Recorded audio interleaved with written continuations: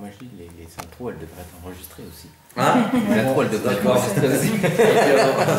Pas la prochaine fois parce que c'était pas avec plaisir. Alors chacune, on va reprendre donc plus ou moins où on était la semaine dernière. Là on rentre dans un sujet très, très profond et très intéressant. Chacune des 7 lois, d'ailleurs entre parenthèses, ce soir le grand Rav Ginsburg il fait la soirée de Yutet Kislev. Il y aura des centaines de milliers de personnes qui vont là-bas. J'ai appris de source la semaine où je me suis renseigné auprès d'une amie qui est là-bas, qui m'a traduit les 7 lois de Noé en français, en bon français. Ouais. Bon, Rachel. Ouais, grâce à Dieu. Parce qu'on doit éditer une carte et c'est important qu'on la fasse en bon français. Et elle m'a dit qu'elle va aller, si Dieu veut, à cette conférence. Et elle m'a dit que le Rav va chanter là-bas. Il m'a confirmé qu'il va y avoir l'orchestre, ils vont chanter des nigounim, c'est spécial, quoi. Alors chacune des 7 lois noachites, donc il y en a 7, on est d'accord, elles contiennent une dimension interne qui est reliée aux 7 principes du service de Dieu. Comme on a vu la semaine dernière, qui a même un rapport avec le corps humain. Le tikkun, en hébreu, ça veut dire la réparation. C'est quoi? En fait, ça va apporter la réparation de l'univers. Et ça dépend de l'application des 7 lois noachites par les non-juifs. Donc là, c'est quelque chose d'essentiel qu'il faut garder à l'esprit tout le temps. Quand mon Yetzerara, c'est-à-dire quand on est en état de faiblesse, où on a un petit piège ou une blague, je ne peux pas venir, je ne suis pas là, je ne peux pas réviser, il faut se rappeler, mais je ne peux pas. J'ai une responsabilité là.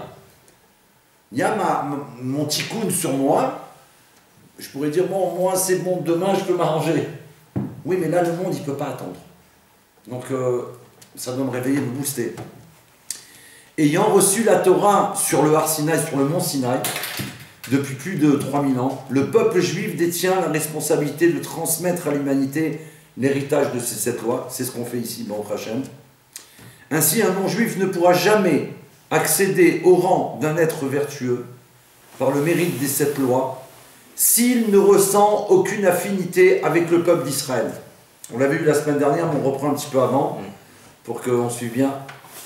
Même si cet individu il possède une grande finesse de caractère qui lui confère un comportement les plus humanistes, ça ne suffit pas. De la relation d'un non-juif avec un juif dépendra donc le redressement spirituel de l'univers.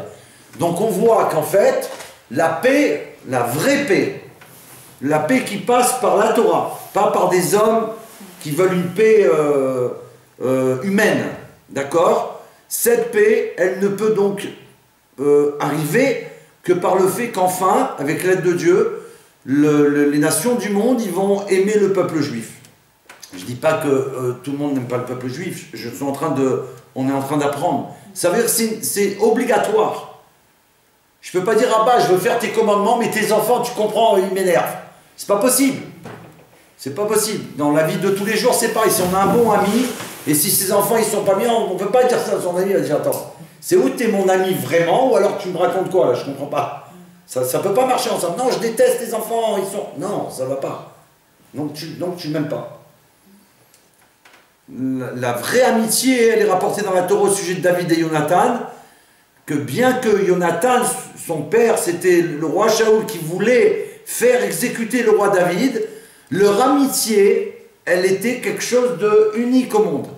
C'est rapporté dans la Torah. Si on veut apprendre et savoir comment aimer quelqu'un, on va voir l'histoire de David et Jonathan.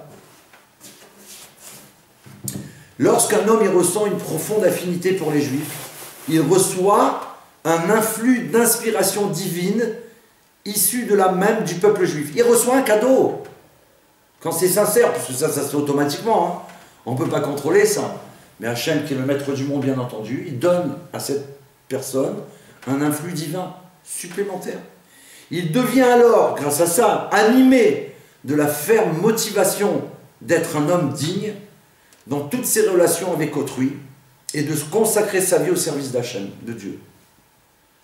Le redressement total du monde va dépendre du degré d'inspiration et de spiritualité qu'il recevra par le biais du peuple juif, jouant un rôle de prêtre parmi les nations et œuvrant en faveur du bien de la société. Donc plus on va être proche des enfants d'Israël, grâce à cette étude justement, et plus on va recevoir un influx divin. C'est-à-dire que ce n'est pas limité. Ça peut être très grand. Quand les nations respecteront strictement les 7 commandements noachides, les hommes à ce moment-là, ils vont être attirés les uns vers les autres. Ça va être comme ça. Dans une relation d'amitié sincère et d'amour gratuit. Il n'y aura plus par rapport à un intérêt. Ça va être un vrai amour. On va vouloir faire du bien vraiment comme ça, parce que cette étude nous connecte avec la divinité.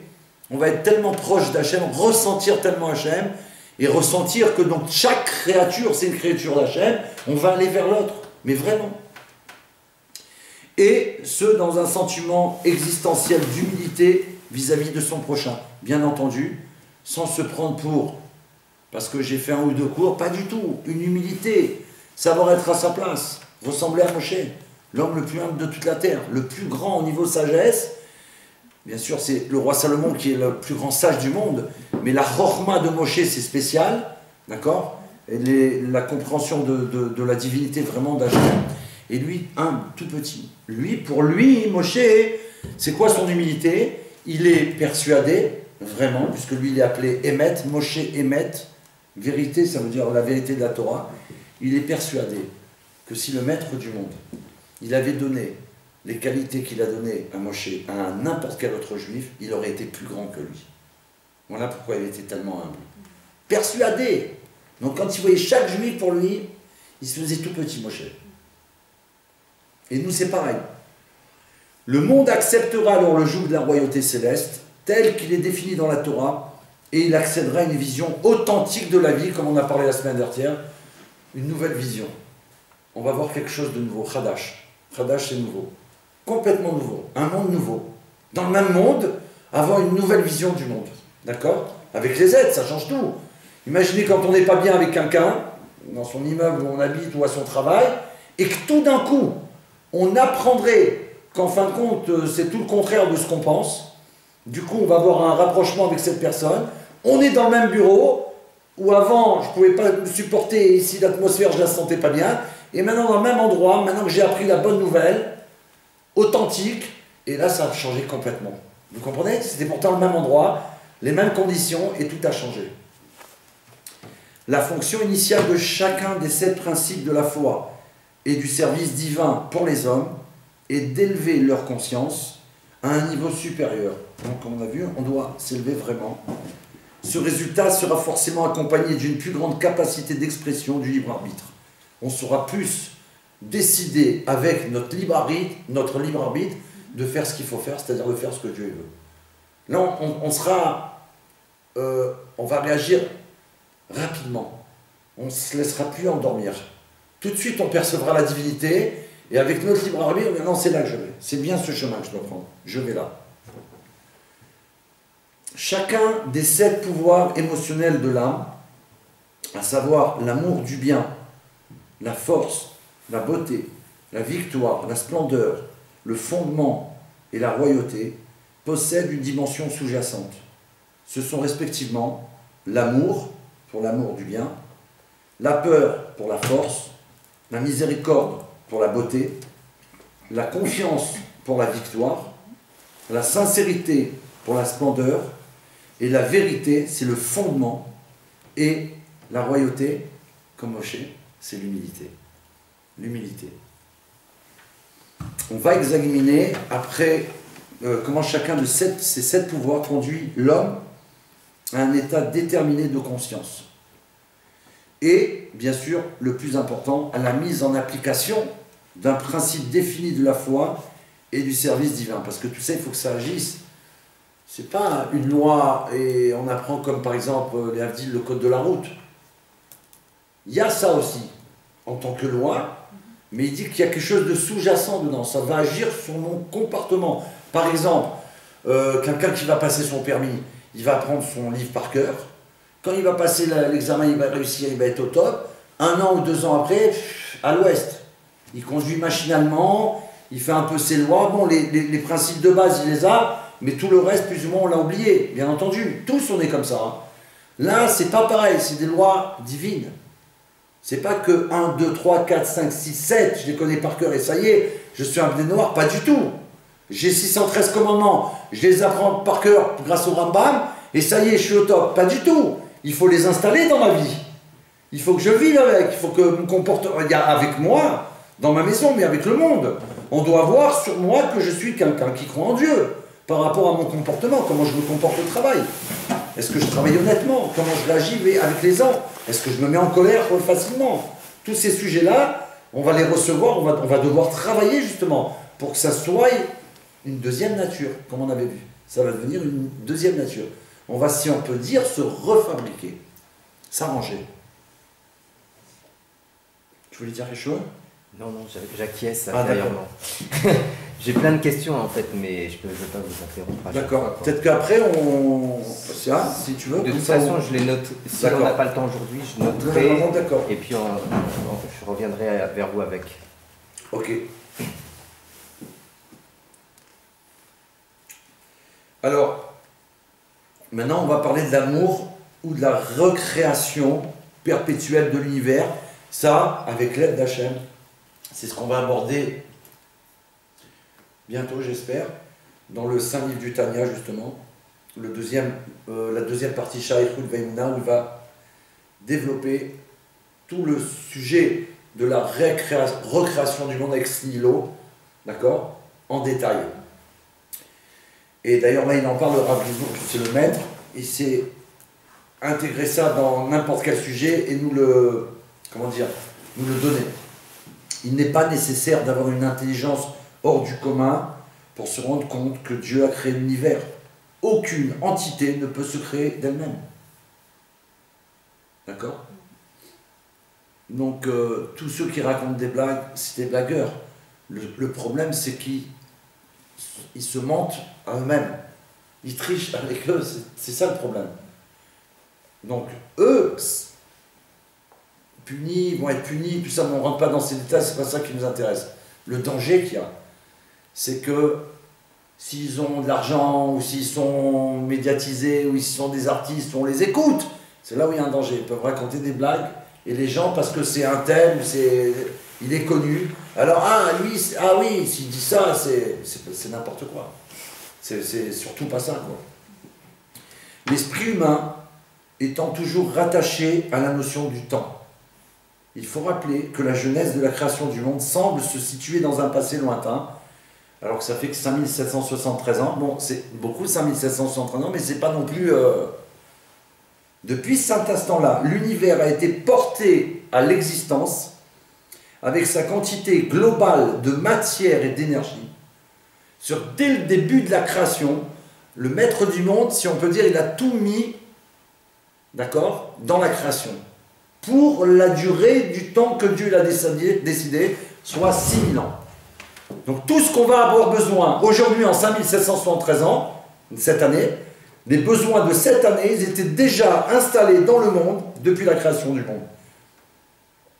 Depuis cet instant-là, l'univers a été porté à l'existence, donc avec sa qualité globale de matière d'énergie.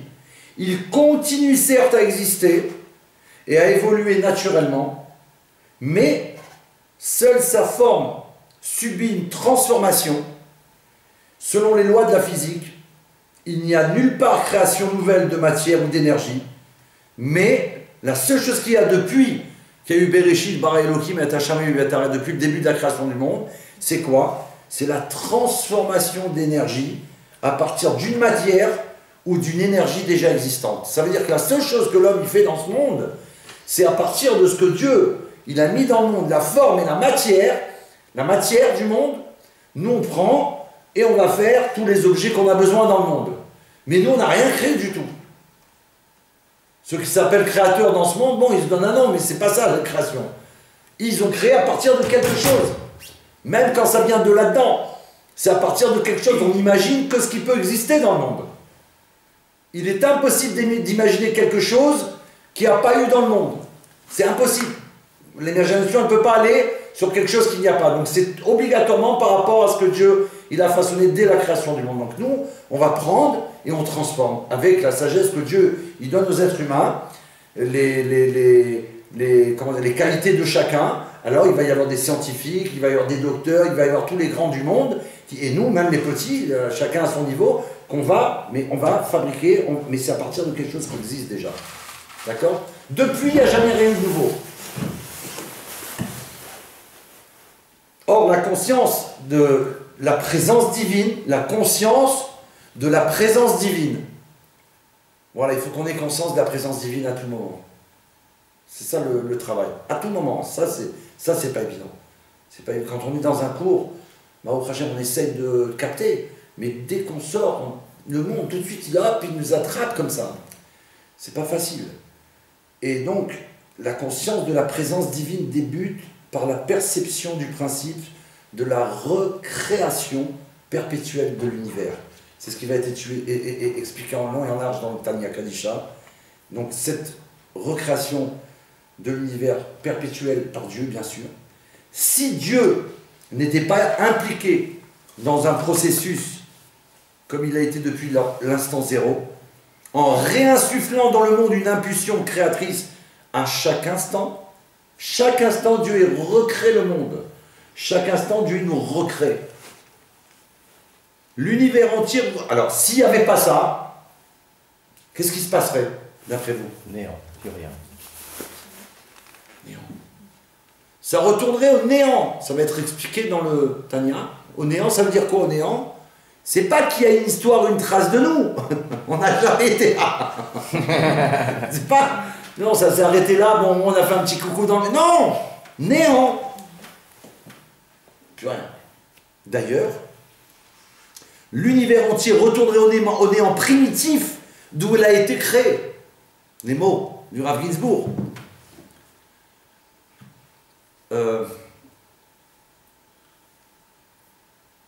Comme ça, c'est rapporté que quand on est sorti d'Égypte, toujours, puisque c'est là que tout commence, concrètement, quand on arrive devant la mer des joncs, pour la traverser, on est en l'an 2448 depuis la création du monde. D'accord? Il faut savoir que la mer, elle attendait depuis la création du monde qu'on la traverse. Elle avait reçu un ordre du maître du monde, qui lui a dit qu'il l'a créée qu'à condition qu'elle s'ouvre, qu'elle change sa nature, quand les besoins seront pour le peuple juif de la traverser. Imaginez, la mer, elle est restée 2448 ans à attendre, et nous on était devant. Et si on serait resté devant, sans bouger, elle ne se serait pas ouverte. Il fallait faire l'effort. Quand on a dit l'effort, il fallait juste que... Mais c'était pas évident. Vous comprenez? Tout un peuple comme ça à traverser avec les enfants, les personnes âgées, derrière poursuivi, à droite le désert. C'est-à-dire de toutes parts, il y avait le contraire de la vie qui nous attendait, même dans la mer. Ça veut dire quoi? On n'avait pas de bateau, on n'avait pas nager, des bouées. C'était pas à l'époque, je pense pas que c'était au point tout ça. On sortait d'Égypte, de prison, ça veut dire qu'est-ce que... Si on n'avance pas, ça ne bouge pas. C'est important, là, ce passage-là, dans l'histoire du peuple juif, il est Ikari. On en avait parlé, je crois, pas ce cours dernier ou celui d'avant, que c'est là où Dieu dit à Moshe, oh, qu'est-ce qu'ils font les enfants d'Israël? C'est pas le moment, ils étaient en train de chercher avec leur grande sagesse comment faire. C'était les grands de la génération. Et pourtant, ce qu'ils avaient réfléchi, c'était pas bon. Le maître du monde fait savoir à Moshe que c'est pas bon tout ça. Dis-leur d'avancer. Ordre de Dieu, transmis par Moshe. Moshe transmet l'ordre de Dieu et un Narshon. Il entend et il rentre. Au moment où il rentre, l'épreuve, elle est vraiment épreuve. Ça veut dire qu'il va falloir qu'il aille jusqu'à le contraire de la vie. Au moment où normalement il ne doit plus vivre, pratiquement, c'est là que la mer elle s'ouvre. Et elle laisse le passage à tous les enfants d'Israël. Donc vous comprenez que l'effort il est important. Mais c'est déjà depuis la création du monde tout prévu. Amen. Tout est prêt. Il n'y a que nous, il faut qu'on avance. Kadima, avancez. Nous on avance, on va où? On va où? Mais on va où? On va où il y a le maître du monde. De quoi on a peur? Comment que c'est possible qu'on n'a pas eu peur auparavant d'aller dans toutes les bêtises du monde, où là il y avait vraiment danger? Qui c'est qui nous a dit, donner une preuve que ça c'est le bien? Tout ce qu'on propose les pauvres aux jeunes, de notre génération, toutes les saletés en leur faisant croire que c'est du bien, alors qu'ils vont dans le contraire de la vie.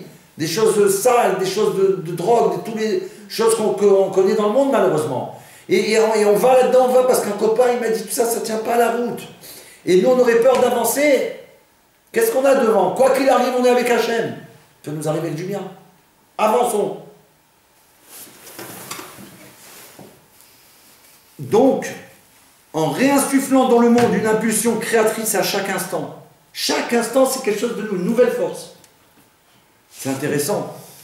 C'est intéressant, une nouvelle force, parce qu'en vérité, justement à Rosh Hashanah, le Maître du monde, il donne, puisqu'il envoie une nouvelle lumière dans le monde, bien sûr qu'il était prévu depuis la création du monde, puisqu'on a dit que tout a été donné, mais elle va arriver qu'à l'année en 5760. Cette lumière qu'on a reçue cette année et qu'on va recevoir, elle ne pouvait pas arriver avant, dans le céder du Maître du monde. D'accord? Quand elle arrive, elle est plus grande que celle de l'année dernière. Elle est nouvelle. Elle n'a rien à voir. Donc on a une nouvelle force cette année. Et ce soir aussi, puisque ce soir c'est par rapport à l'étude. Ça veut dire qu'on va avoir un éclairage nouveau. Grandiose. Donc le Maître du monde nous vient en aide chaque année avec plus de lumière. Et aussi la force. Parce qu'on reçoit dans le commandement toujours, on reçoit dans l'ordre, dans les 7 lois de Noé, quand on reçoit les 7 lois de Noé dedans, le Maître du monde donne la force de les réaliser. Ça n'existe pas avec le Maître du monde. C'est pas comme les hommes qui peuvent te demander de faire quelque chose sans te donner aucun moyen. Et après te casser ou te dire vous êtes un bon à rien. On n'a pas besoin de vous dans cette société, par exemple. Non. Vous m'avez donné aucun moyen, vous m'avez donné des pièges. À la limite, je voulais mettre dehors, quoi, d'avant que je rentre. Non, le Maître du monde, il te vient en aide et il te donne les moyens de réaliser. Ah, après, je veux voir. Pardon, je veux voir. Avant, on se rentre dans l'eau. Et là, le salut pour tous les enfants d'Israël. Ça, c'est incroyable. Parce que c'est grâce à ça qu'on va traverser et qu'on va arriver après à recevoir Matan Torah. C'est juste avant Matan Torah. C'est juste avant de recevoir la Torah. C'est juste avant que Dieu donne les 7 lois de Noé à Moshe. S'il n'y a pas un archon qui rentre, il n'y a pas les 7 lois de Noé d'une manière officielle pour le monde, on ne peut pas transformer le monde. Donc c'est important pour l'humanité entière ce qui s'est passé là.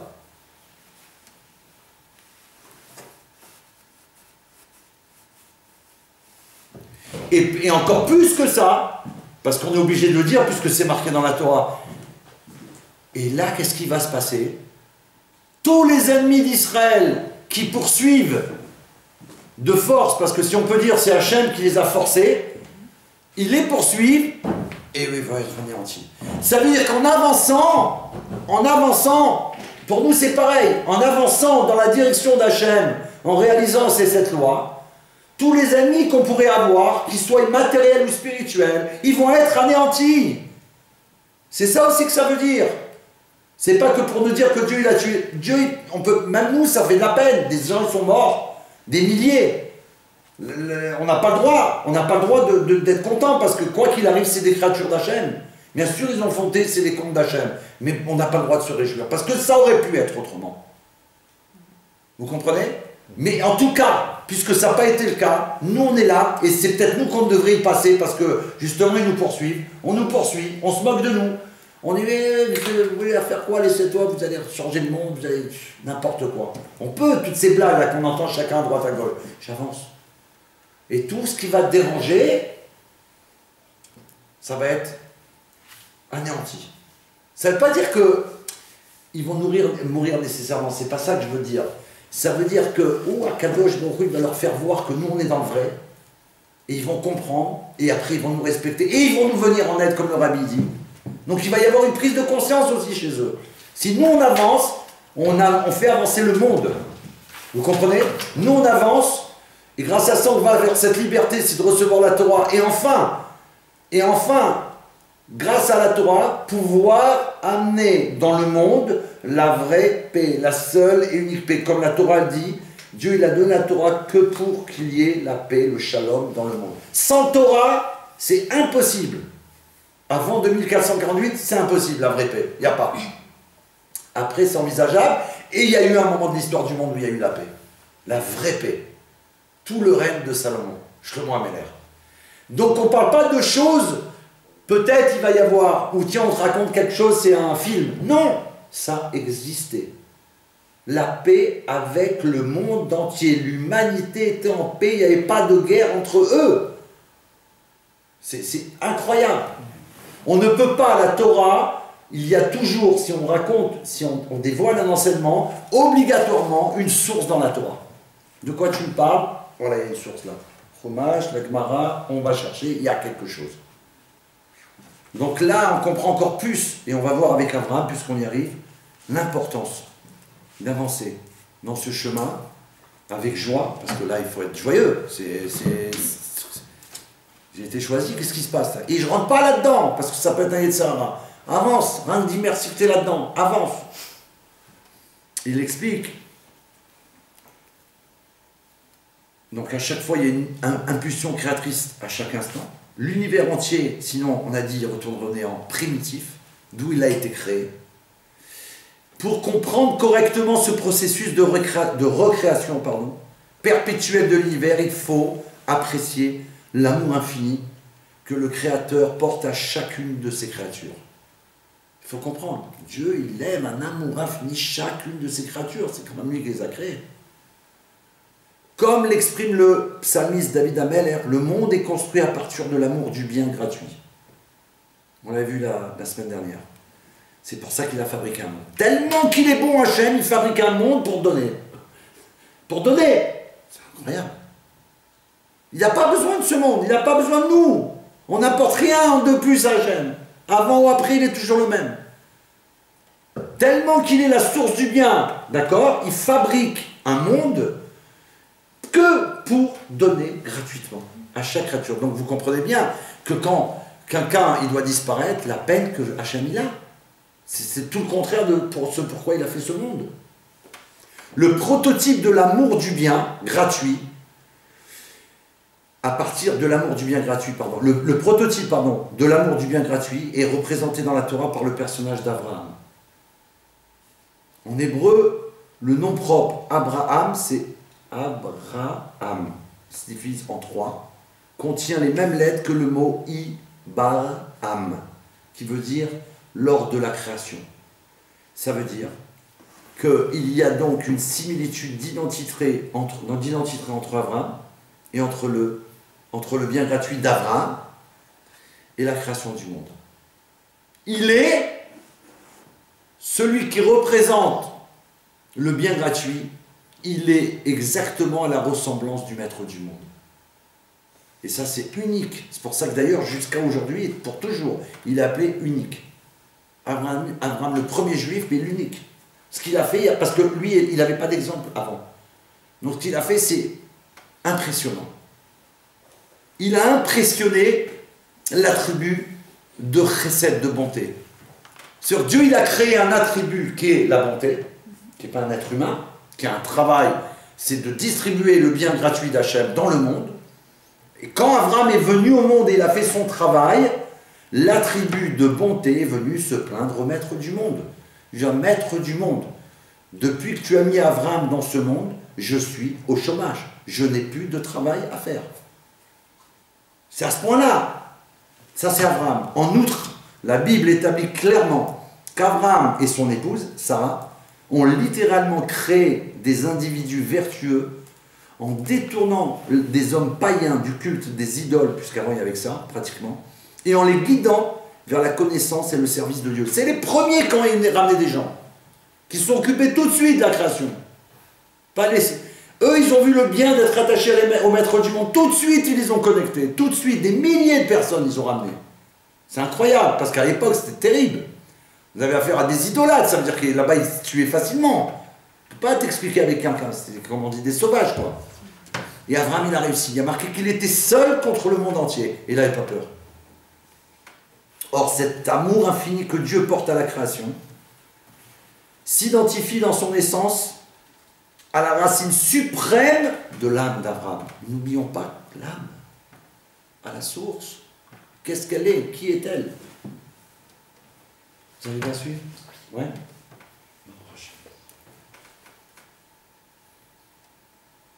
donc Abraham, le premier individu juif dans l'histoire de l'humanité. Par conséquent, si un non-juif reconnaît que son existence propre, ainsi que celle de toute entité matérielle réelle, dépend perpétuellement de ce même amour divin, d'accord, il sera automatiquement attiré à aimer le peuple d'Abraham. Automatiquement. Puisqu'il a dit que c'était Abraham, en sa racine suprême, d'accord, le sujet d'amour gratuit. Donc on est obligé de... Puisque lui, il est à sa racine, il est ça. Il est comme Hachem. Je suis obligé de l'aimer. Il est exactement ce que Dieu il est dans le monde et ce pourquoi Dieu il a créé le monde. Je suis obligé d'être attiré vers lui. Le bien suprême à sa racine, ça ne peut pas y avoir comment dire, de... Intériorité. Voilà, ça veut dire que c'est vrai. Jusqu'à sa racine, de sa racine, jusqu'à Abraham, il est. On fonce. Le verbe créer, il contient, alors ça il faut que je vérifie, bon, je ne vais pas le dire maintenant parce que comme c'est filmé, avec l'aide de Dieu, il faut que je vérifie en hébreu un mot. Étant donné que Akadosh Baruch Hu, c'est intéressant ça. C'est vrai?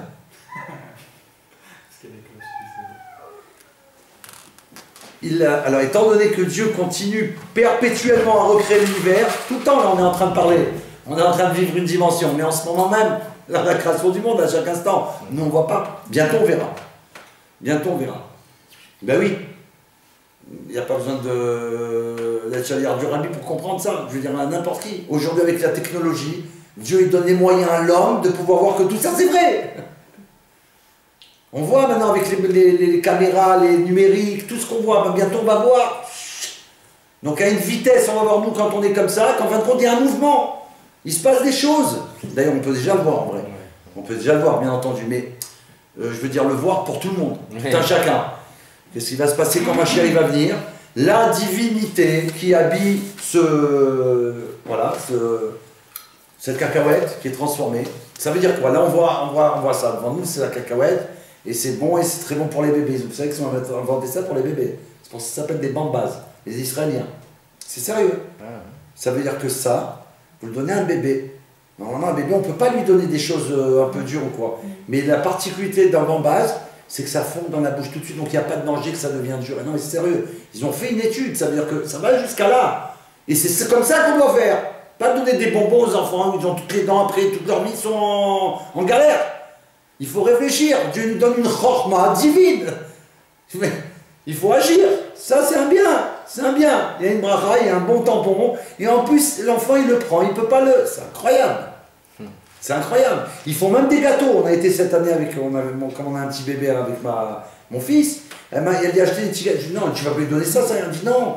C'est un gâteau spécial. Dès que tu mets dans la bouche au contact de la salive, ils font. Je dis attends, fais voir. Oh, c'est magique, ça veut dire voilà, ça va jusqu'à là. C'est des petits détails. La divinité, ça veut dire qu'en vérité, il va arriver un temps très rapide où Dieu va nous permettre de voir l'étincelle de divinité qui fait vivre cette cacahuète. Ça va plus être la même chose quand on va manger et tout. Vous comprenez? Parce que nous, en vérité, pourquoi on est attiré par tout ça? Pour l'instant, par quelque chose qui est invisible. C'est dans le manger, il y a une étincelle divine. C'est ça qu'on recherche. Parce que c'est pas ça qui nous fait vivre. Ça fait vivre le corps ok parce que Dieu l'a décidé ainsi, mais en vérité, profondément, c'est l'étincelle de divinité qu'il y a dedans qui permet à l'homme de vivre. C'est ça qu'on recherche dans tous les plaisirs matériels. Et en fait, pourquoi on doit faire attention de ne pas être glouton, de pas... Parce qu'on n'a pas besoin d'une quantité. L'étincelle de divinité, comme le Rabbi explique, quand on détient un petit bout, alors on a tout.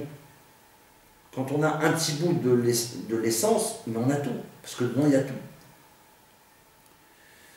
Donc c'est ça qu'on va voir. Mais ça, on va le voir. Mais ça, tout le monde va le voir. Donc il va y avoir un changement. Donc en outre, Or, cet amour infini que Dieu porte à la création, il s'identifie dans son essence à la racine suprême de la... Non, ça, pardon, on l'a vu, excusez-moi. Pardon. Ok.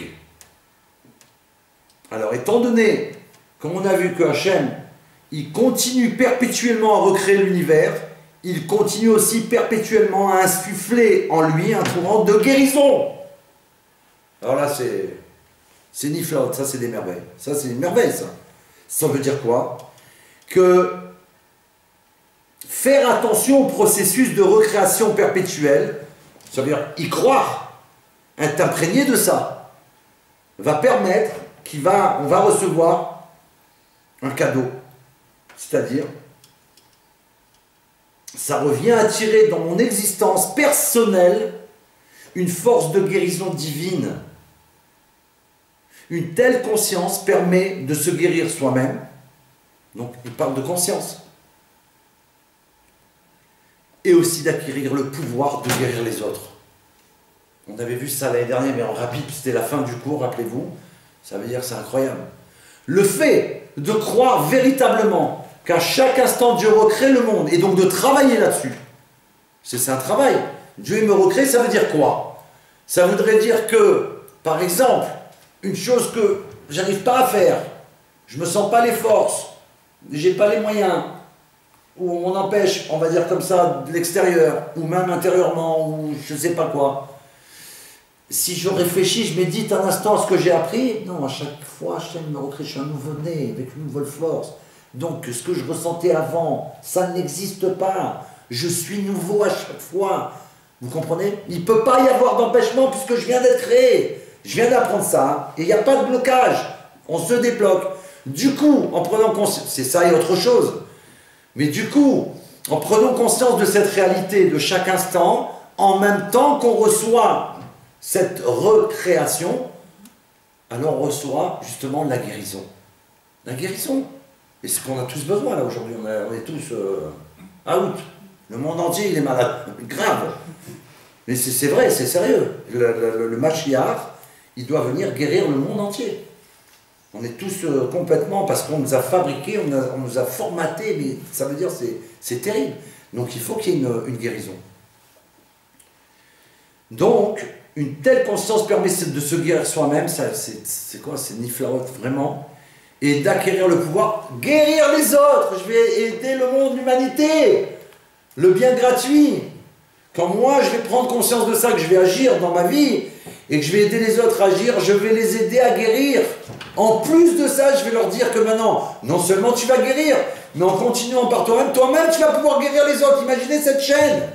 Et là, on peut comprendre, avec notre petite tête, ce que le rabbi nous a annoncé, qu'en un instant, ma chère, il peut venir. Il ne faut pas croire, si on prend tout ça, on a encore, mais non. De toute façon, on est créé 6000 ans. 5773, il ne reste pas longtemps. Mais nous, on ne serait plus là, a priori. Hein, d'accord? Non! À tout moment, ça peut venir. Comme, rappelez-vous l'exemple qu'on avait donné la semaine dernière, avec la charrette qui va dans le lac qui n'était pas encore glacé. Et clac! C'est pareil, le monde, il est prêt. Il est prêt, il est prêt. Il suffit, le rabbi le dit, hein, une mitzvah, une action pour déclencher la Géoula. Pourtant, on pourrait dire, on a tout fait les actions du monde. C'est pas possible. Pas moi, mais l'autre, lui, là, tout le monde. Des bonnes actions. Alors peut-être, moi j'essaie de réfléchir, qu'est-ce qu'il faut faire encore? Un cours de plus encore. Sincèrement, plus avec d'enthousiasme, essayer toutes les méthodes, oui, mais en y croyant vraiment, pas faire de... Peut-être essayer de faire une mitzvah simplement, une mitzvah simple, toute simple, mais d'essayer de la faire à la perfection, c'est-à-dire jusqu'à la racine, comme Abraham, jusqu'à toucher la racine, et là ça peut déclencher la Géoula, le processus. C'est-à-dire qu'il faut aller au-delà de ce qu'on est, au-delà des limites. À mon humble avis, mais tout petit, qui n'est rien du tout, peut-être qu'il faut essayer de remonter, c'est-à-dire faire une mitzvah, ça non. Et d'ailleurs, c'est pour ça que le rabbi demande d'étudier tous les sujets de Torah aux enfants d'Israël, dans la partie révélée de la Torah, et tous les secrets de la Torah. Pourquoi? Parce qu'une halakha, on doit la faire, une loi juive, on doit la faire, mais on doit essayer de la faire, le rabbi dit dans notre génération, à la perfection. Certainement, si on arrive à la faire à la perfection, ça peut toucher là-haut. Jusqu'à quoi? Jusqu'à l'âme de Adam Arishon. Et de réparer tout d'un coup, boum. Comme ça va venir dans le monde. On va être, quoi, ça y est, c'est arrivé vraiment. C'est comme ça qu'il faut voir la chose. Parce que sinon, on nage dans quoi? Non, on va recommencer quoi? C'est pas possible. C'est trop. Ça paraît trop difficile. Qui c'est qui va nous écouter?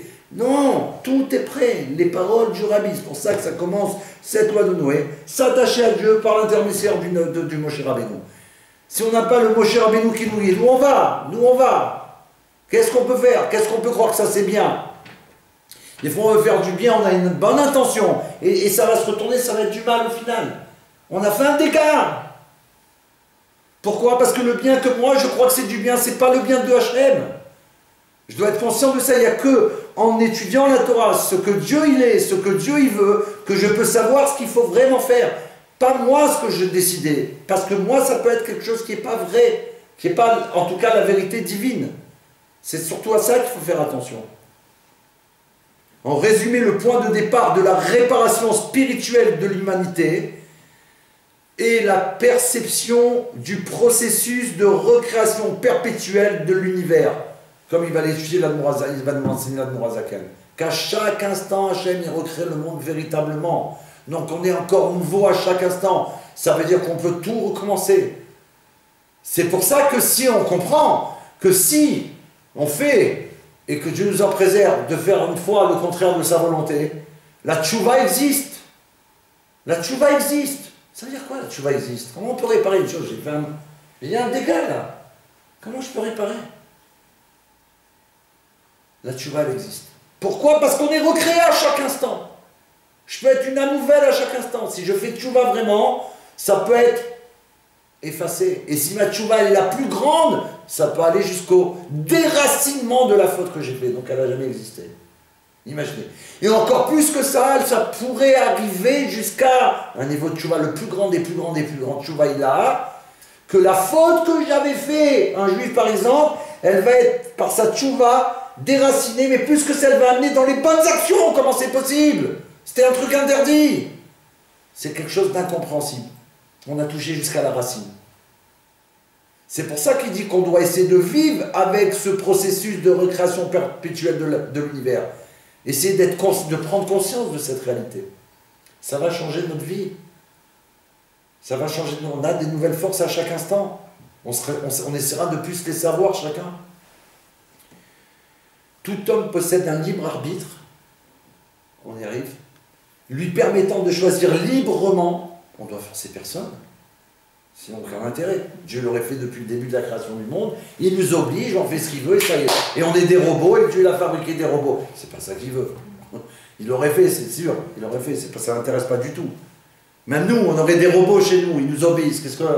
Bon, on va s'amuser 1 heure avec eux, 2 heures, 3 heures. Et après, c'est pas possible. On peut pas vivre comme ça. Tout homme possède donc un libre arbitre. Et là, grâce à ça, on va pouvoir choisir librement. Ou on applique les 7 lois de Noé, ou on les ignore. Parce que là, le libre choix, il est donné au monde. Mashiach, il arrive. Ceux qui auront été contre, ou qui auront péché, eux-mêmes, ou des membres de leur famille, ou de leur communauté, à réaliser 7 commandements de Dieu alors qu'on les avait informés, eux, ils vont passer en jugement, quoi qu'il arrive. Ceux qui ne savaient pas, ok, c'est pas de leur faute. Peut-être qu'on n'a pas fait ce travail pour que toute l'humanité elle soit au courant encore, bien qu'il y a beaucoup de sites et tout. Mais est-ce qu'on a touché celui qui est dans la jungle ou celui qui est là-bas? Je ne sais pas, moi encore. C'est pour ça qu'il faut bombarder aujourd'hui Internet, la radio, tout ça. Ça touche même les ondes de Rabbi dit. Ça transforme l'univers. Mais le but, c'est pas de voir qui c'est qui va prendre des coups ou qui c'est qui va être puni. C'est pas ça qui nous intéresse. Nous, ce qui nous intéresse, c'est de transformer ce monde pour qu'enfin, on va vivre, l'humanité entière, elle va vivre quelque chose de... C'est pas les livres qu'on a lus, ou les livres qui vendent dans les livres ou les films qu'on voit. C'est pas ça. La vraie Géoula, c'est quelque chose qu'on peut même pas imaginer. Le bien absolu pour toute l'humanité. Toute la création. Quand on a dit un arbre, il attend la venue de Mashiach avec impatience. La terre, qu'on foule tous les jours. Qu'il y en a qui crachent dessus, qu'il y en a qui font leurs besoins dessus, qu'il y en a, je ne sais pas ce qu'ils font avec, sans penser à la divinité, une horreur. Je marche dessus, je me permets de faire ce que je veux, comme ça. Tout, les animaux, ça c'est sûr, comme on a dit la semaine dernière. Donc là, on est en train de parler du libre arbitre. Le libre arbitre de faire ou des ignorer. Néanmoins, les sages d'Israël enseignent que tout est entre les mains du ciel sauf la crainte du ciel. Sauf la crainte du ciel. Le libre arbitre de l'homme se rapporte essentiellement à la crainte du ciel que l'homme ressentira. Ça veut dire que celui qui va décider d'accepter des fers, ça veut dire qu'il a une crainte du ciel. Il va expliquer c'est quoi la crainte du ciel. Ce précepte se réfère directement à la manière de servir Dieu. De quelle façon? Le livre des psaumes aborde ce sujet dans 2 versets distincts. Un verset, il dit « Servez Dieu dans la joie » servez Dieu dans la joie. Et l'autre verset, le premier c'est le verset dans le Tehillim 100, verset 2. Et l'autre, c'est dans le psaume 2, et ça doit être le verset 11. Servez Dieu dans la crainte. Un, c'est servez Dieu dans la joie, et l'autre, servez Dieu dans la crainte. En fait, le premier verset, servez Dieu dans la joie, s'adresse à ceux qui font partie du peuple des serviteurs de Dieu. Tandis que le second, ceux qui servent Dieu, tandis que le second verset concerne ceux qui n'en font pas encore partie. Pas encore, ça veut dire qu'ils vont y arriver, certainement. Donc ils ne font pas partie du peuple des serviteurs de Dieu. Néanmoins, il dit, chaque être humain est libre de gravir les échelons de l'échelle de la foi. Tout le but, c'est d'avoir cet émouna au maître du monde. La foi, la croyance, véritable. Il y a des livres sur ça, bien entendu, des maîtres Chabad. N'importe quelle personne dotée d'une âme motivée peut atteindre l'absolu divin. N'importe quelle personne. Donc vous voyez que ce n'est pas une question d'avoir des grandes forces spirituelles ou d'avoir vécu dans un milieu où justement on était complètement dedans. Non, c'est donné à tout le monde. Et grâce à cela, donc faire partie du peuple des serviteurs de Dieu et être considéré comme l'un de ses enfants à part entière. Être un enfant et être un serviteur de Dieu, c'est quelqu'un justement ou qui s'engage dans la Torah, nous on l'a accepté, donc de toute façon, c'est de père en fils, c'est comme ça. Et parmi l'humanité, ceux qui acceptent avec leur libre arbitre de réaliser les 7 lois de Noé, ils sont appelés serviteurs de Dieu. C'est les enfants d'Hachem, c'est eux les enfants d'Hachem.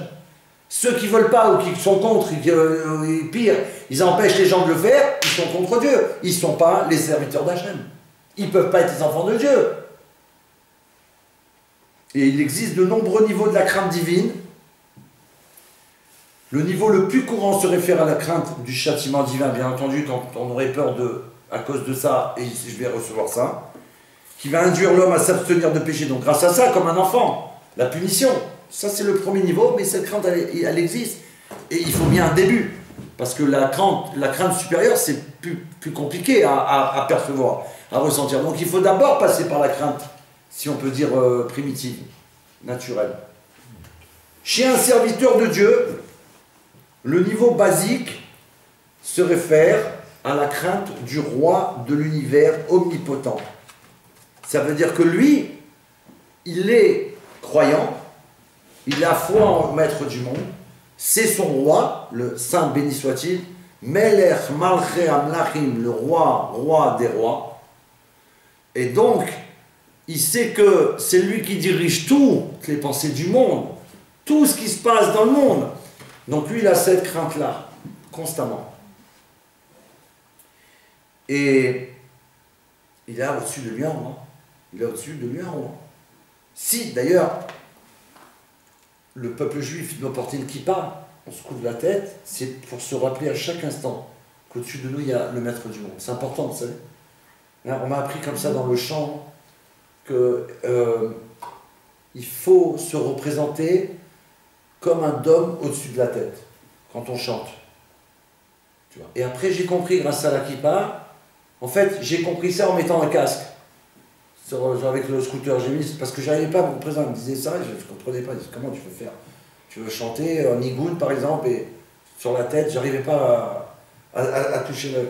Et quand j'ai pris le scooter, je me suis mis à fredonner un nigoun. Et là, grâce au dôme, entre parenthèses, le casque que j'avais sur la tête, j'ai vu que là, je ressentais des choses, et puis en plus, j'avais un écho. Si on ne se représente pas quelque chose, alors le chant il peut partir tout en haut, donc il n'y a pas, ça ne vient pas. Et là j'ai compris, ça veut dire, donc il y a bien quelque chose en haut. Même dans le chant, on te dit, il faut qu'il y ait quelque chose autour de ta tête. Ça veut dire se rappeler en permanence. Au-dessus de nous, il y a un maître. Il y a un maître. Les gens ils vont l'appeler comme. Il y a le maître qui régit tous les mondes. Chez ce serviteur de Dieu, le niveau basique, donc c'est la crainte du roi, de l'univers. S'il est vrai que ces deux niveaux se réfèrent invariablement au pouvoir de Dieu, de quoi? Un roi, il décrète la vie, le contraire de la vie, quand il veut. On est d'accord? Donc un homme qui va être attaché à Dieu et savoir que Dieu, il est là, à tout moment, à Kadosh Baruch Hu, il peut arrêter d'insuffler le souffle, il peut arrêter de le recréer.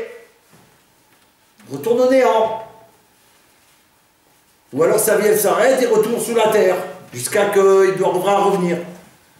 D'accord? Donc cette crainte, elle existe.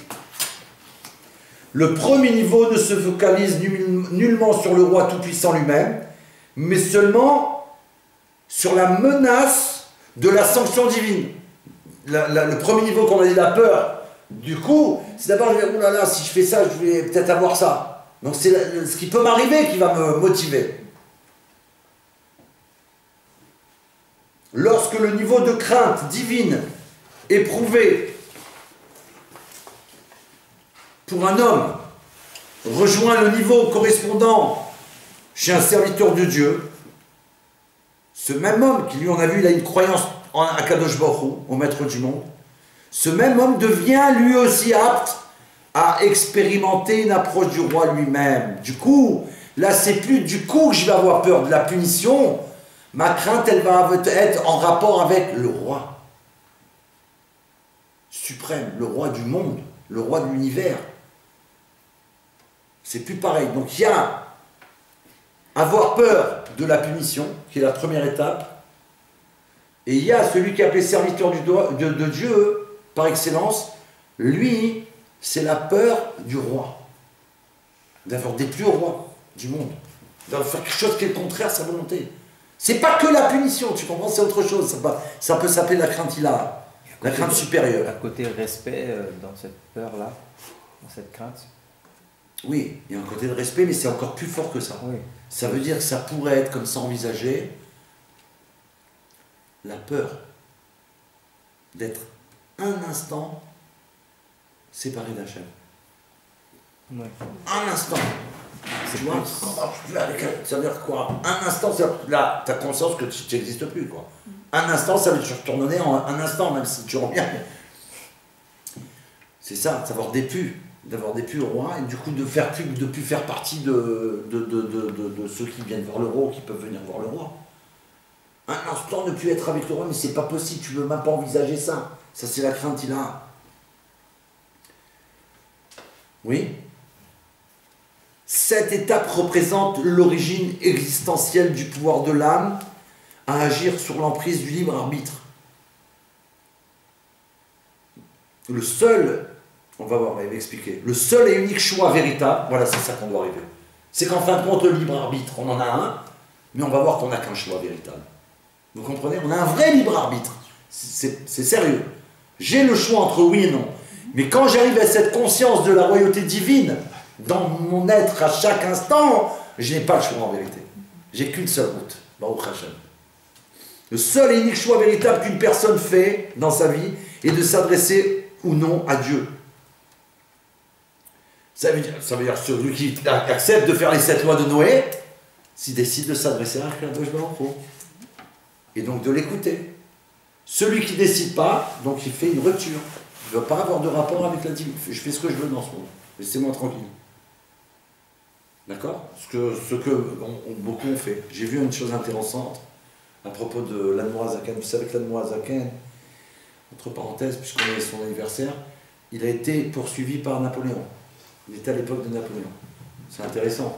C'est pas ramené dans les livres d'histoire, en tout cas pas à ma connaissance. Je ne les connais pas tous, mais il y en a beaucoup à qui on parle de ça. Ils disent L'Admorazaken, il est de Napoléon, Bonaparte, on n'a pas entendu ça. C'est rapporté dans les têtes de Chassidou, très sérieux bien sûr. Et donc il le poursuivait, parce que pour Bonaparte, l'Admour Azaken, c'était ou plutôt on va dire comme ça, Bonaparte, c'était l'opposé, le contraire de ce qu'était le Admour Azaken. Lui était l'Admour Azaken, la sommité dans le bien, et l'autre c'était dans le contraire du bien. Donc il y avait et lui il savait qui était celui qui représentait le bien dans le monde. C'est pour ça qu'il le poursuivait. Il la poursuivait de ville en ville, hein, jusqu'à qu'à la fin, l'Admour Azaken il est parti de ce monde, à cause de la fatigue et de la maladie, mais il a gagné.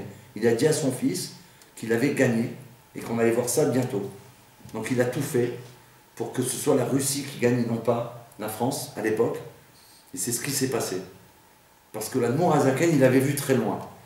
Il avait vu que si les Juifs de France, si Napoléon il avait gagné, il aurait donné tellement d'honneur et de kavod aux Juifs de France qu'on serait tombé dans la, comment dire, l'assimilation totalement. Complètement. Il n'y aurait peut-être plus de Juifs en France. Et donc, comme on a vu que la Révolution française et Napoléon, avec l'émancipation, il a touché la planète entière, c'est un dégât, vous savez que le plus grand dégât, c'est ça aujourd'hui. Ça a été causé par Napoléon. Le Rabbi rapporte ça. Et d'ailleurs, il tire de cet enseignement quoi? Que puisque ça s'est passé par la France, c'est la France qui va être le déclencheur de la Géoula parce qu'on aura tout rectifié. On a fait une tikkun de tout ça. Le Rabbi l'a dit. Juste un truc. Plus de juifs, la religion ou l'homme? L'assimilation. Assimilation, ça veut dire faire en sorte que les juifs vont finir par épouser des non-juifs dans des endroits qui ne sont plus des synagogues, mais qui ressemblent à des synagogues, leur faire croire que c'est pareil, c'est la même chose. Et du coup, un homme juif, par exemple, qui se marierait avec une non-juive, il va avoir un enfant qui n'est pas juif, au bout d'un, deux, trois, c'est fini, ça veut dire que c'est vraiment, donc il n'y a plus de juifs. Ceux qui suivent, ils ne sont pas juifs. D'accord? Lui, il était juif, mais il va finir sa vie, il va partir de ce monde. Assimilation totale. Par contre, la Russie, ça allait être une damnée pour le peuple juif, matériellement. 70 ans d'exil en Russie, pour les juifs, ça a été quelque chose, mais on ne peut même pas s'imaginer. On peut même pas. C'est pas. Quand il y a eu les nazis, que leur nom soit effacé à jamais, comme le Rabbi dit, ça a duré des années, on sait tout ce qui s'est passé. Mais là, 70 ans d'exil. Les Juifs qui ont vécu en Russie, ça a été terrible. Au quotidien, ils avaient peur de dormir et de penser, par exemple, à un enseignement de Torah, comme on fait là. Peur que dans la nuit, vous savez, des fois on parle dans la nuit, et qu'il y a quelqu'un du KGB qui est là et qui va les attraper et les amener en Sibérie. Ça allait jusqu'à là. Et de là-bas, dans cette dureté, comme il n'y a pas de mots, parce que dureté c'est rien, ceux qui ont vécu ça, ils savent, est sorti les maîtres de Chabad. Ça veut dire que c'est incroyable, c'est incroyable, c'est incroyable. Les plus grands maîtres de l'histoire du monde, ceux en plus qui viennent pour déclencher la Géoula, ils sortent de là-bas. Donc là, quand l'Admour Azaken il a dit qu'il a gagné, il a vraiment gagné. Napoléon, il a poursuivi. Donc la dernière maison où le Rabbi était, il est parti avec toute sa famille. Sur la route, il s'est rappelé qu'il avait laissé peut-être une pantoufle dans la maison. Il est reparti là-bas avec des personnes. Il y a un avis qui dit qu'il a envoyé quelqu'un, un autre avis qui dit qu'il est reparti lui-même. C'est certainement possible, c'est sûr. Pour récupérer cette pantoufle. Pourquoi ça une pantoufle? Parce que l'autre, il avait affaire avec la sorcellerie. Entouré de sorciers, Napoléon. C'est connu ça. D'ailleurs, il n'y a pas que lui. En général, tous les grands, ils ont beaucoup de gens, vous voyez, qui quand même, ils ont peur et tout, et ils veulent des... Ok. Et donc, ils voulaient récupérer quoi que ce soit qui puisse appartenir à l'Admour Azaken pour utiliser la force de l'Admour Azaken dedans par rapport à ce que lui, il représentait. Et donc, le Rabbi, il est retourné là-bas et il a tout brûlé la maison. Pour pas qu'il reste même pas un poil. Vous savez que un poil de barbe, des fois, ça tombe. Et en général, les chassidim, quand des fois ils se touchent la barbe sans vouloir ou quoi, ils essaient de mettre, s'il y a un poil qui s'est arraché, dans un livre de Torah. Quand même ça, on ne jette pas. Fais attention parce qu'il y a la divinité dedans. Quelqu'un, surtout comme l'Admour Azaken, un poil de sa barbe, c'est pas un poil de ma barbe, ça c'est sûr. d'accord, donc c'est spécial, et bien même ça, c'est-à-dire qu'il a tout brûlé, pour pas qu'il puisse avoir accès et faire quoi que ce soit qui puisse mettre en danger le peuple juif. Après, sur la route et le front, il est décédé, mais avant de partir, il a dit à son fils Kalman Ramsey, qui va devenir le suivant, le deuxième rabbi, qui va dévoiler la chassidoute d'une manière de son père, qui va faire quelque chose d'unique au monde, un océan. Un océan. Tous les détails du rabbi, il les a en profondeur, en largeur, en hauteur, mais d'une manière infinie. Ça veut dire que c'est incommensurable. Incommensurable ce qu'il a fait. Et c'est grâce à lui, Alan Mohammed, qui a eu la suite. Il fallait qu'il détaille les détails de tous les détails pour que ça puisse continuer par les maîtres au Chabad après. Et il y a promis qu'on allait gagner. Et aujourd'hui, nous, on fête cette victoire. Aujourd'hui, en France, d'accord, le rabbi l'a dit, la tchouva des Juifs de France, elle a été la plus grande du monde entier. Une transformation du pays comme jamais on a vu. 60 ans en arrière. Ici, les nazis, ils pourchassaient les Juifs, aidés par les Français, en tout cas ceux qui étaient au pouvoir à l'époque, etc. Aujourd'hui, donc dans un endroit où on n'avait pas le droit d'exister, de vivre dans un appartement parce qu'on pouvait nous dénoncer, aujourd'hui, 60 ans après, des écoles juives, des mikvaot, des institutions Chabad, quelque chose que marcher dans la rue en kippa, en talit, c'était pas envisageable, c'était pas possible. Moi, je me rappelle qu'il y a quelques années, pour Hanouka, Binyamin Netanyahou était venu, c'était quel président? Je me rappelle plus. En tout cas, il était venu à l'allumage de Hanouka. Il était monté au podium. Et c'était pour les 60 ans d'Israël. C'était pour les 60 ans d'Israël. Donc ça fait pas longtemps. Hein? Alors c'était Sarkozy, exact. C'était Sarkozy, exactement. Le président Sarkozy. Et Benjamin Netanyahou, il est venu parce que lui, il vient comme ça, il est rarement venu, quoi, souvent, quoi. Quand il a vu ce qui se passait au niveau, parce qu'ils l'ont fait visiter les quartiers juifs et tout, les bêtes rabat, tout, ils passent dans les rues, gigantesques, il a dit en public, il a dit que c'est ce qu'il est en train de voir, il a dit jamais, on lui aurait dit, il n'aurait pas cru. C'est pas possible. Il l'a dit comme ça, il y a 60 ans dans ce pays, avec on sait ce qui s'est passé. Ce que j'ai vu, c'est pas possible, c'est une révolution. On a fait une vraie révolution. On a tout transformé c'est même à la visu du monde. D'accord? Donc on a gagné, le rabbi nous a fait gagner contre l'assimilation. Mais vous comprenez qu'il y a un danger pour le monde. Si on empêche le peuple juif de faire ce qu'il doit faire, il y a un danger pour le monde. Et c'est ce qu'ils ont voulu faire tout le temps. C'est pour ça qu'il doit y avoir une révolution. La Torah dit que les non-juifs eux-mêmes vont se révolter. Quand ils vont savoir la vérité, de la même manière que quand il y a eu la dernière plaie d'Égypte, les premiers-nés d'Égypte, ils étaient nombreux. Parce que là-bas, les mœurs, c'est m'a rapporté, ils allaient avec, bon bref, ils avaient donc plusieurs aînés dans chaque famille. Une famille, elle pouvait avoir 10 aînés, parce qu'il y en a, ils ne comprenaient pas, il y en a 10 qui sont morts dans la même famille, mais j'ai qu'un aîné. Non, en vérité, ils étaient l'aîné parce qu'ils allaient avec plusieurs hommes, d'accord? L'Égypte pensait que c'était la perversion d'un monde, la source de toutes les perversions du monde. Ça veut dire aujourd'hui, quand dans un pays il y a quelque chose de pas joli, quelque chose qui n'est pas beau, ça vient de l'Égypte. Imaginez comment c'était là-bas, on ne peut même pas s'imaginer ce que c'était. Et donc, là-bas, les premiers-nés sont venus voir Pharaon.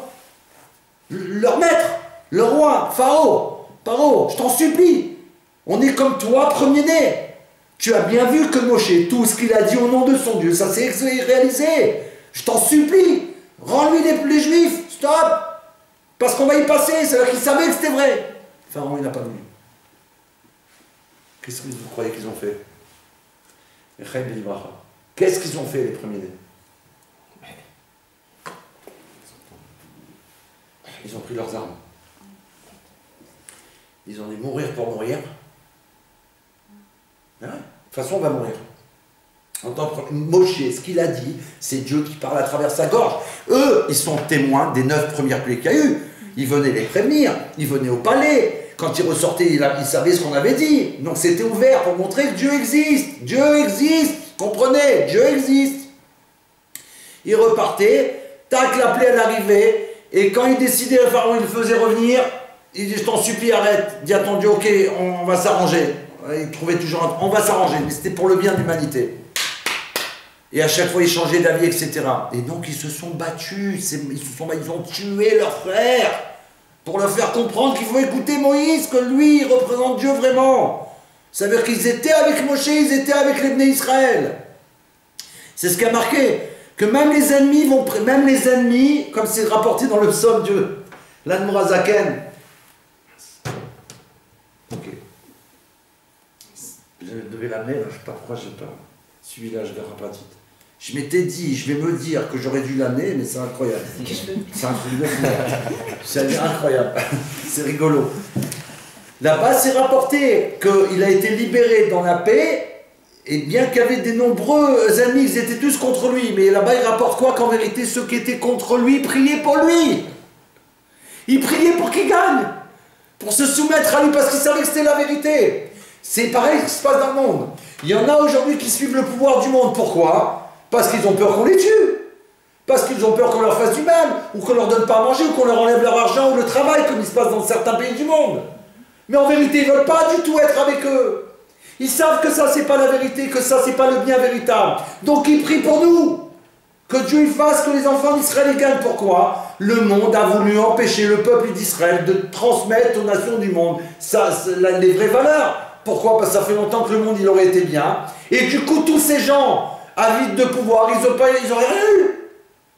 Vous comprenez pourquoi eux, ça ne les intéresse pas du tout. Ils veulent profiter de l'or. Combien on a vu des gens là dernièrement qui se sont fait arrêter dans des pays ennemis du monde, parce qu'en vérité, ennemis des Juifs, c'est ennemis du monde.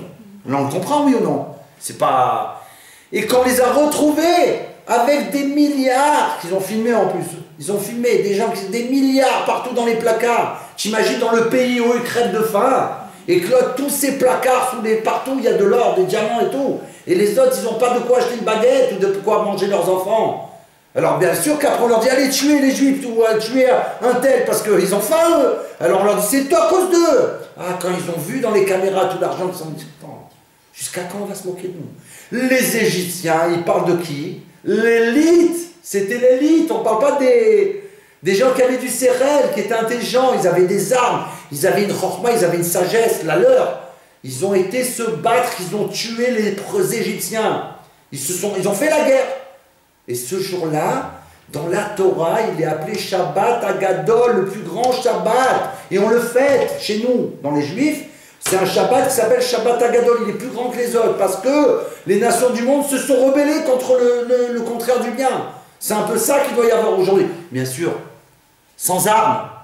On n'est pas là pour massacrer le monde. Nous, notre révolution, c'est quoi? La révolution de la France, c'est quoi? Comme le rabbi dit, c'est la France. C'est nous qui, à cause de la France, il y a eu à l'époque l'émancipation qui a touché le monde entier, bouleversé le monde, dans les valeurs où il n'y a plus de Dieu, il n'y a plus de maître, il n'y a plus rien. On fait ce qu'on veut, avec qui on veut et tout ça. Non! Dire au monde, c'est faux. Regardez ce que ça a amené au monde. Regardez ce que ça a amené au monde. Les gens ont peur de sortir aujourd'hui partout dans le monde. C'est normal. Tu as envie de voyager, les gens, ils ont peur de voyager. Ils ne savent pas où ils vont aujourd'hui. Qui c'est qui va les accueillir là-bas? Qu'est-ce qu'on va leur donner à manger? On ne sait plus aujourd'hui. Aller dans un hôpital, tu as peur. Qui c'est qui va te soigner si t'arrive quelque chose? Heureusement qu'il y a assistance. Tu prends un avion, tu reviens en France ou tu reviens chez toi parce que tout le monde a peur. Tout le monde a peur de tout maintenant. Les Israéliens, ils n'ont pas peur parce qu'ils sont attachés à Hachem. Ceux qui font les 7 lois de Noé, ils n'ont pas peur qu'ils soient attachés à Hachem. Vous comprenez la différence? C'est ça qu'il nous a dit tout à l'heure. Qu'à chaque instant, je suis avec Hachem. Qui c'est qui peut me faire du mal? Je fais les 7 à mon niveau et j'essaie de le faire vraiment. Maître du monde, je t'en supplie, protège-moi de tout ça. C'est ça, rentrer dans l'eau. Rentrer dans l'océan, comme on avait dit une fois, l'océan de la Torah. Tous les secrets divins, ils sont dans l'eau. L'eau, c'est la Torah. Les secrets cachés qui sont... Vous savez bien que si on ouvre la mer, on va voir tout ce qu'il y a dedans. Mais on ne voit pas. Tous les bateaux qui ont coulé, tout ce qu'il y a en dessous, les belles choses, là, on ne les voit pas. Si on ouvre tout, on va voir. En rentrant dans l'étude de la Torah profonde, c'est ce qu'on va voir. Et on est protégé par Hachem, puisqu'on sait que la suite, il nous poursuivait derrière. Et Akadosh Baruch Hu s'est occupé d'eux. Et nous, on a pris tous les trésors, on arrive de l'autre rive. Non seulement on récupère tout l'or qu'il y avait là-bas, c'était le cadeau, c'est de tout ce qu'on avait resté là-bas, 400 ans en Égypte. C'était le salaire en vérité de notre travail. Hein. Parce qu'après, il y a eu un jugement, une fois dans les nations du monde, il y a eu un jugement. Qu'on a dit qu'on avait trop pris d'argent et tout. Il y a des juifs qui ont fait des calculs. Ça a été au tribunal. Ouais. Je ne me rappelle plus le nom, mais c'est un truc de fou quand j'ai entendu ça. Il y a eu un tribunal et là, du coup, il a arrêté parce qu'il a vu que, pareil, il nous devait encore des milliards. Le gars, il a dit, ok, c'est bon. Ça veut dire, j'arrête parce qu'il a vu que c'est pas nous qu'on devait, c'est eux encore qui devaient des milliards au peuple juif avec ce que c'était. Parce qu'on est ressorti avec toutes ces richesses. Et plus que ça, la peur de l'ennemi, la peur de la galoute, qu'elle nous poursuit, parce que comme la galoute, c'est pas qu'un homme, c'est une institution en vérité, on ne sait pas ce que c'est. Alors, on avait peur encore, Dieu a fait un miracle supplémentaire. Il a fait remonter tous les corps des Égyptiens, alors qu'ils avaient tous des boucliers, donc ils étaient, vous savez, avec les équipements de l'époque, normalement tu vas au fond, hein, tu ne peux pas remonter. Dieu il a fait le miracle, ils sont tous remontés sur la rive. Et tous les Bnei Israël, ils ont vu qu'ils étaient vraiment morts. Et c'est qu'à ce moment-là qu'on a été... Ça y est, vraiment on est sorti d'Égypte. Matériellement. Là c'est pareil. Le monde il doit se réveiller. On ne peut plus nous raconter des blagues et nous faire croire des blagues, alors que le monde, c'est pas qu'il va mal. Ça veut dire que, comme on a dit, le monde a peur de tout et de rien. C'est plus possible. Alors que le monde de la Torah, c'est de ne plus avoir peur de rien sauf la chaîne. Et là, on peut avancer tranquillement. Et faire avancer les autres. Recevoir les cadeaux. Ce monde pour lequel Dieu l'a créé. Vraiment vivre ces merveilles. Mais là, c'est maintenant. Pourquoi tu vas attendre demain ce que tu peux recevoir aujourd'hui? Et faire recevoir au monde? Pourquoi? C'est pas possible. Un instant de plus, ça veut dire que c'est un instant encore de souffrance pour des centaines d'individus à travers le monde. C'est plus tolérable. Donc nous, on doit réagir. Ça veut dire que c'est pas une question simplement de faire les 7 lois pour moi, pour ma vie, pour mon bien-être avec Kadosh Baruch Hu. Et c'est pareil pour nous, enfants d'Israël. Tu fais ta Torah, attention, ça peut s'appeler Torah d'exil. Si on vit pas avec le roi Mashiach, c'est une Torah d'exil. C'est une Torah pour moi. C'est pas ça que Dieu veut. C'est pour le monde. C'est pour le monde, pour toi, pour savoir comment te comporter dans le monde et pour pouvoir avancer sans danger, donc. D'accord? On donne un exemple. Une personne qui irait dans la mer et qui doit passer 1 heure sous l'eau, si elle plonge comme ça, elle ne peut pas vivre. Sans casque, sans rien, sans masque. Pour aller là-bas, il faut un équipement. Et quand elle va avoir l'équipement, elle va aller, même il y a un câble pour si jamais il y a un problème, on va la remonter. D'accord? Là, c'est pareil. On doit aller dans le monde, mais le monde, c'est la jungle. Dieu nous a... Attention, je vous envoie dans le monde, mais c'est terrible. Hein? Mais on a accepté. On a accepté que pour lui. Pour toi, Hachem, on y va. On y va. Mais là, Dieu nous donne un... Alors, je vais vous donner un livre de directives, les lois. Vous, les enfants d'Israël, en les respectant, vous êtes protégés dans ce monde. Vous, les enfants du monde, qui allez devenir les bénévoles, grâce à ça, vous allez être protégés dans le monde. Vous pouvez avancer, ne vous inquiétez pas. Moi, je suis là. Le fil qui nous retient, c'est Dieu. Et le casque, enfin, si on peut dire, le scaphandre, c'est les 7 lois pour vous. Et c'est les 613 commandements pour nous. C'est tout. Et on avance maintenant. Mais on avance pour faire la mission de Dieu. Faire connaître au monde la vérité. Qu'il y a un Dieu, voilà, qui me protège. Tu vois, il me protège. Et bien, toi aussi. Mais connecte avec lui. Arrête de vouloir faire ce qu'on voudrait te faire croire que c'est la vérité, alors que tu vois bien, d'après toutes les statistiques du monde, là il n'y a pas photo. Dans le monde entier, ça ne va pas. Ok? Alors que Dieu fasse qu'on prenne conscience de cette réalité, de la divinité, de la récréation de chaque être à chaque instant, et que par le mérite de Yotet qui se lève, alors on va terminer avec un message du Rabbi. Conclure pour aujourd'hui, puisque c'est Yotet qui se lève, là ça y est, je pense que c'est la nuit là dehors, ou en tout cas c'est en train d'arriver. Donc on rentre dans Rosh Hashanah, et là on peut même pas mesurer ce que c'est moi-même, hein, je veux dire sincèrement, en toute simplicité, je parle de ça, mais je ne sais pas ce que c'est. Mais en vérité c'est une grande révolution, ça veut dire, c'est tous les maîtres rabbins ils tiennent de ça, c'est-à-dire chaque rabbi, il est descendant du roi David par Shlomo Améler, donc il est apte à être le Mashiach. Chaque rabbi, hein. Ils sont tous de la lignée. Ils descendent tous du Maharal de Prague. Et le Maharal de Prague, c'est un juste du peuple juif immense, que lui, il descend du roi David par Shlomo, c'est une référence mondiale. Ça veut dire que tout celui qui descend du Maharal de Prague, automatiquement, il descend de... D'accord? Tous les rabbins descendent du Maharal de Prague. Le Maharal de Prague, vous avez entendu parler de lui, certainement. Celui qui a fait le... Comment que ça s'appelle? Le golem. Le golem, pour défendre le peuple juif. Ça veut dire qu'il a été obligé de fabriquer un être comment dire, de matière, pas un être humain, mais un être qui ressemblait, qui avait une forme d'un homme, et qui était fait en terre glaise. D'accord? Et il y a, avec la puissance de la divinité, et il a insufflé en lui le nom de Dieu, et il a pris vie, et il est venu sauver le peuple juif. Ça veut dire qu'il allait tuer tous ceux qui nous massacraient, nous tuer comme ça dans la rue, comme ça, tout le peuple juif. Et dans sa choule là-bas, dans son endroit, c'est rapporté par le rabbi, que le golem il est là-bas caché. Et même les non-juifs, ils témoignent, il y a des livres là-dessus, ils ont fait des films. C'est une réalité. Ça veut dire que ça existe. Ça veut dire des fois, voilà, il a fallu qu'un sadique, un juste, il fasse quelque chose. Parce qu'il y a des moments dans la vie où on est obligé, un sadique, il doit prendre une responsabilité. Qu'est-ce qu'on peut faire? Il est obligé de venir en aide aux juifs, il est là pour ça. Prendre un risque, lui, même si c'est quelque chose que peut-être, c'est sûr que moi, j'aurais pas le droit de faire ça. Je pourrais pas, je suis incapable. Mais ça veut dire, mais lui, il a pris le risque de faire une créature pour pouvoir nous sauver. Sinon, c'était impossible. Donc, le rabbi, le message du rabbi, c'est quoi? Rajouter, donc ressembler à Abraham. C'est ça que le rabbi dit. 7 lois de Noé, pour vous, 613 commandements et 7 pour nous, 620. Et en fait, faire des actes de bonté et de générosité au quotidien. L'amour gratuit. Constamment. Il n'y a que ça qui va faire craquer le monde. Encore une fois, les lois, c'est pour pouvoir, si j'ai bien compris moi, c'est pas que pour ça. Mais quand on envoie un enfant dans une yeshiva, par exemple, pour les enfants d'Israël, on doit les envoyer dans un cursus de yeshiva, tout le temps, jusqu'au mariage.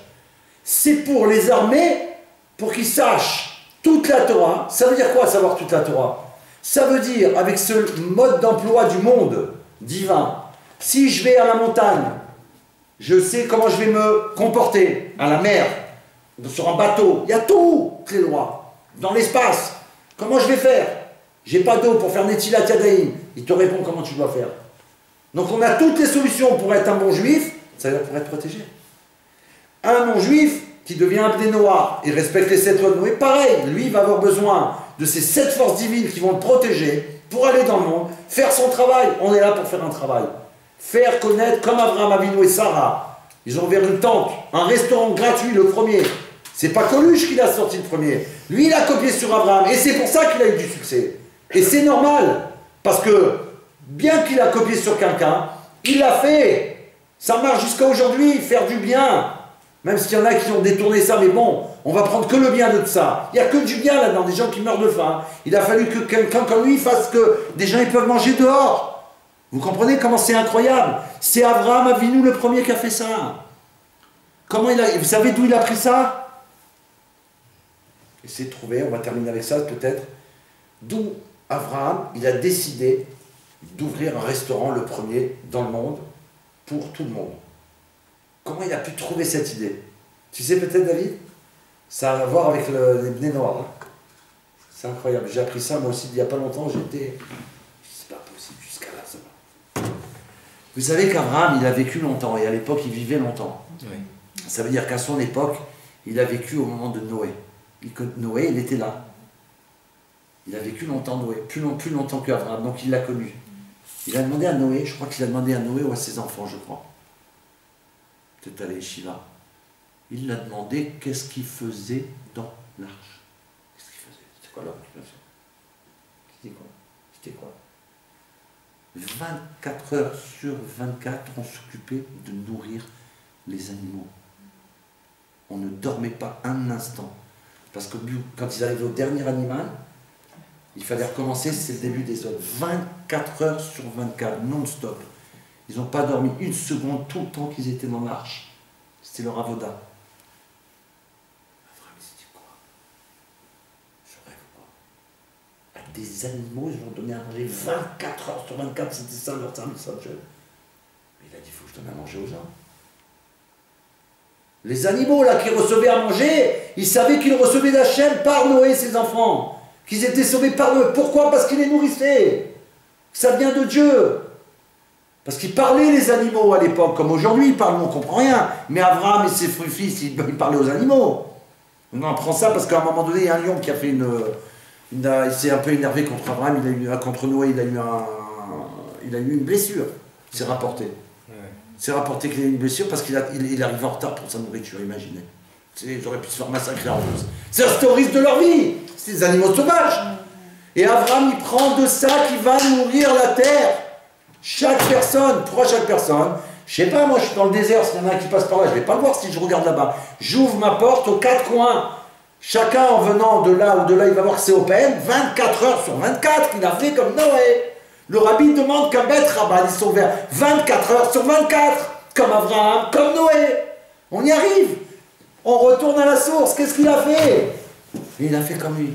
Et quand ils venaient y manger, leur donner la nourriture, c'est marqué dans la Torah ce qu'ils donnaient. Ça veut dire qu'il y avait... Aujourd'hui, je ne pense pas qu'il y ait un restaurant comme ça. Ça veut dire que s'il y a un restaurant comme ça aujourd'hui, je peux vous assurer, c'est le plus cher du monde. Le plus cher du monde, parce que là-bas, c'était dans le désert. Et à tel point qu'à la fin, quand il remerciait à Abraham, lui il refusait, il dit, non, pas moi. C'est pas moi. Il faut remercier le Créateur du monde. C'est lui qui vous a nourri. Alors il y en a qui comprenaient, et il lui dit, qu'est-ce qu'on doit faire? Alors il lui disait, voilà, il faut remercier Dieu. Et grâce à ça, il leur parlait de Dieu, et t'as compris, il partait dans le monde. J'ai rencontré un homme qui est attaché à un Dieu, il nous a... Et grâce à ça, il a fait des adeptes qui ont propagé dans le monde, dans l'endroit où ils allaient. Et ceux qui ne voulaient pas, parce qu'il y en avait des têtus, même à l'époque, c'est évident. Alors il leur disait, d'accord, vous ne voulez pas? Mais non, c'est toi qui nous as donné, que tu nous racontes n'importe quoi. Ok. Et il faisait une addition. Un café dans le désert, un jus de pomme, un lavage des pieds, à l'ombre du palmier, veau, poisson, dessert, gâteau, chocolat, il y avait tout. Il y avait tout. Addition, $1 milliard. Hein? Attends, mais même avec toute la cargaison que j'ai, je ne l'ai pas pesé. Moi, je ne vous ai rien demandé. Mais si vous ne voulez pas reconnaître celui vraiment qui vous a donné ça, il faut payer. C'est pareil dans le monde. Tu veux reconnaître Hachem? Tu veux pas, il faut payer, il faut casquer dans ce monde. Tu as bien vu, PV là, si là, il n'y a que ça aujourd'hui. Tu peux plus tourner la tête sans qu'il t'arrête, ou t'as un lasso et tout. C'est où le joug du monde, ou le joug d'Akadosh Baruch Hu. Et même, on pourrait dire, même si on choisit le joug du monde d'Akadosh Baruch Hu par intérêt, on a le droit. On a le droit. La Torah dit on a le droit. Pourquoi? Parce qu'au final, il le fera plus pour ça. Au début, il va dire, attends, là-bas, c'est moins cher, hein, ça coûte moins cher, ils ne nous prennent pas la tête. Bon, il faut faire ça, et on le fait, et on est tranquille. On est assuré de ça, on est assuré de ça, on est au top.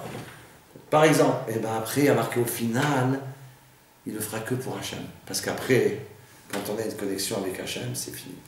Donc le dernier mot du rabbi, c'est ça. Une fois que quelqu'un il a écrit au rabbi, il voulait plus être un chassid. Il a dit, rabbi, je ne peux plus. Je m'excuse, je vous demande pardon. Je ne peux plus être votre chassid. Je ne peux plus rester attaché à vous. Le rabbi lui a répondu. Il a dit comme ça, j'ai bien pris connaissance de votre lettre. Bon, ceux qui connaissent la lettre dans les détails, je ne suis pas une référence pour tous les mots et les combinaisons, mais l'esprit, la lettre, il y a donné comme référence de la même manière qu'un non-juif qui deviendrait juif et qui un jour décide de ne plus être juif, il ne peut plus. Le rabbi lui dit ça. Il ne peut plus.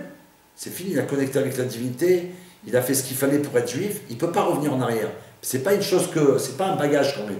Si on devient ça, ça fait qu'une seule chose avec moi.